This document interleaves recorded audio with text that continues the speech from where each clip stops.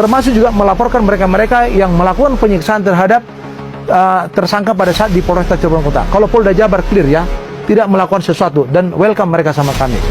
Nah, ini kesalahan fatal ini ada di orang tuanya daripada si korban, dan Kapolda harus segera mencopot dia itu. Ini keras saya katakan. Diperiksa malam ini di Polres Cirebon Kota, dan memang Bapak Rudiana keluarnya tidak diketahui ya, dia berusaha menghindar. Tindakan kejam dan sangat keterlaluan. Ibtu Rudiana beserta oknum polisi lainnya telah melakukan tindakan kekerasan yang secara paksa menyuruh orang-orang yang tidak bersalah untuk mengaku sebagai pelaku pembunuhan. Setelah jalani pemeriksaan, Ibtu Rudiana kini tak lagi berada di kantor Polres Cirebon Kota. Ia resmi dinyatakan terlibat dalam kasus Vina dan diseret dibawa langsung oleh Propam Mabes Polri. Propam Mabes Polri turun langsung didampingi Polda Jabar sambangi Polres Cirebon dengan agenda pemeriksaan terhadap Ibtu Rudiana, pengusutan kasus pembunuhan Vina dan Eki 2016 silam. Diketahui bahwa ayah almarhum Eki, Ibtu Rudiana, tengah diperiksa langsung di Polres Cirebon. Tampak berbeda dengan biasanya, yang mana pagar Polres Cirebon Kota tertutup rapat untuk wartawan kalau melakukan pemeriksaan terhadap jajaran Polres Cirebon, termasuk Ibtu Rudiana yang merupakan otak di balik kasus Vina ini. Lantas, seperti apa hasil dari pemeriksaan Propam Polri terhadap Ibtu Rudiana? Bagaimana dengan para tersangka lainnya yang diduga kuat adalah korban salah tangkap? Bagaimana dengan para tersangka lainnya yang diduga kuat adalah korban salah tangkap? Sebelumnya, petinggi Mabes Polri mendadak menemui Dirkrimum Polda Jabar Kombes Surawan di tengah carut-marut kasus pembunuhan Vina dan Eki. Secara khusus, Dirtipidum Bareskrim Polri Brigjen Juhandani Raharjo Puro temui Kombes Surawan di Polda Jabar. Dalam pertemuan lebih kurang 2 jam tersebut, mereka pun mengagendakan untuk melangsungkan pemeriksaan terhadap seluruh anggota Polres Cirebon Kota, khususnya kepada Ibtu Rudiana. Setelah beberapa jam menjalani operasi pemeriksaan, Ibtu Rudiana resmi dinyatakan terlibat dalam peran pembunuhan Vina. Sehingga ia diseret oleh Propam Mabes Polri angkat kaki dari kantor Polres Cirebon Kota.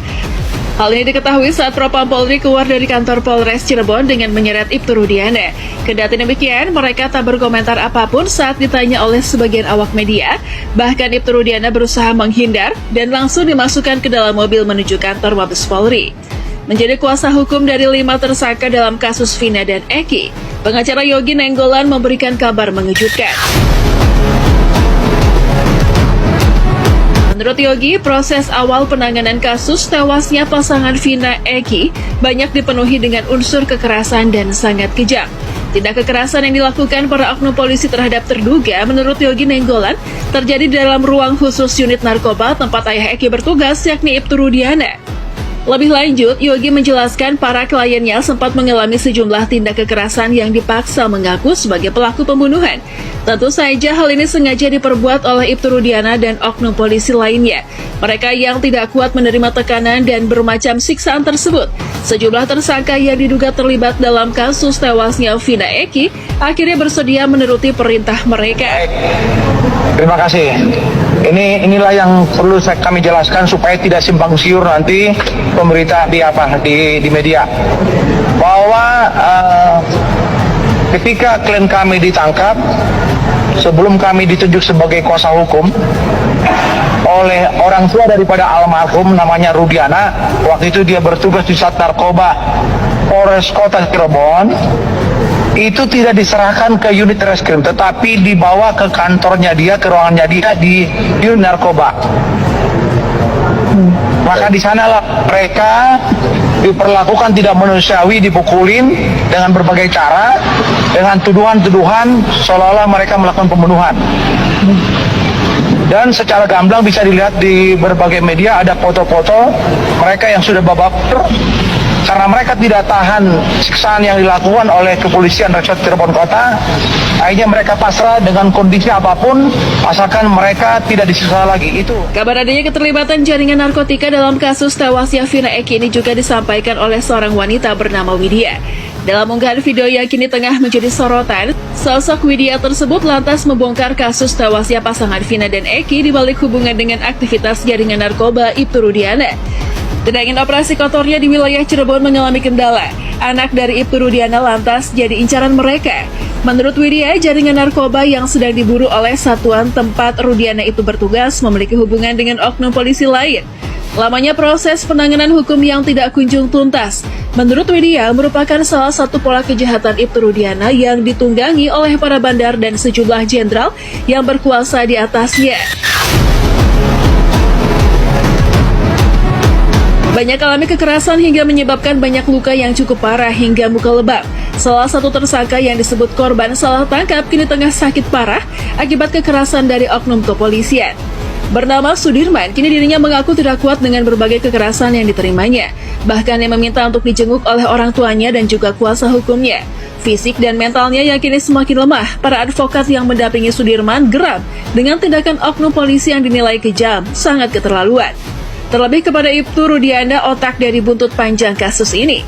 Hal ini turut disampaikan oleh kuasa hukum Sudirman, yakni Titin Aprilianti. Bahkan kakak dari Sudirman pun turut menitikan air mata kalau adiknya dulu tiba-tiba diseret oleh oknum polisi tanpa didasari bukti apapun. Terbaru sebetulnya saya sedang memantau kondisi Sudirman juga, karena saya dapat informasi Sudirman sekarang dalam kondisi sakit. Saya upayakan akan menengok Sudirman ke lapas. Kemudian kalau mengenai perkara ini sebetulnya kan keresahan kami sebagai pengacara, kalau ini ada resakayasa, sebelumnya ada asal tangkap, kan saya sudah menyuarakan itu sejak tahun 2016-2017. Keluarga yang saya dampingi tahu banget, saya ke Komnas HAM, saya ke Propam Polda Jabar, saya juga ke Komisi Yudisial menginformasikan keresahan kami sebagai pengacara.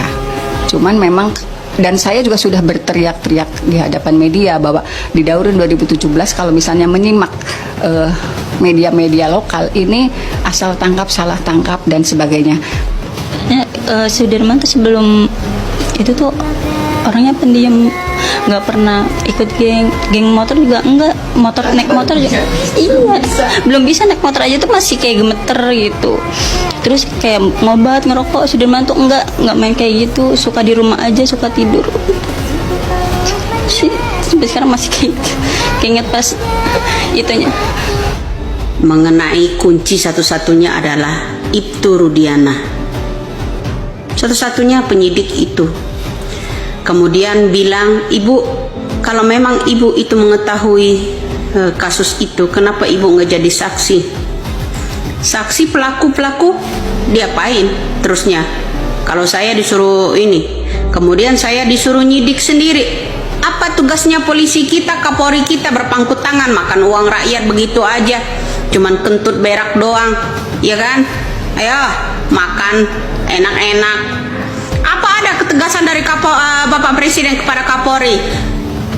Panggil itu Ibtu Rudiana, panggil itu mantan jenderal yang menjadi Bupati Cirebon, panggil itu yang namanya Wakil Bupati Cirebon 2016 lalu itu, panggil itu Kapolrinya, Kapolresnya pada waktu itu, termasuk masih ada Sambo menjabat, masih ada yang namanya Tito Karnavian menjabat, Teddy Minahasa, ya kan, Bambang, kala itu anak-anaknya deretan jenderal-jenderal ini dari Dai Bahtiar, ya.